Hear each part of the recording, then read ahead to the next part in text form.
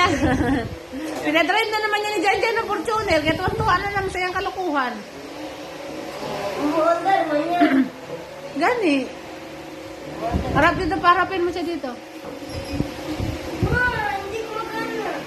Ang kanin nandang, ewan ko, hindi mo siguro magkasya yan ba? Isang rice cooker lang na kaya ko isa eh. Napagana na sila yung ano. Ganun yan. Mandan naman pala ang mga youth na boys, no? Mami. Makala ko wala yan sila. Jelan. Artificial. Jelan. Apa naman ang isang tuyo? Ini? Ito ba gula mo? Yan.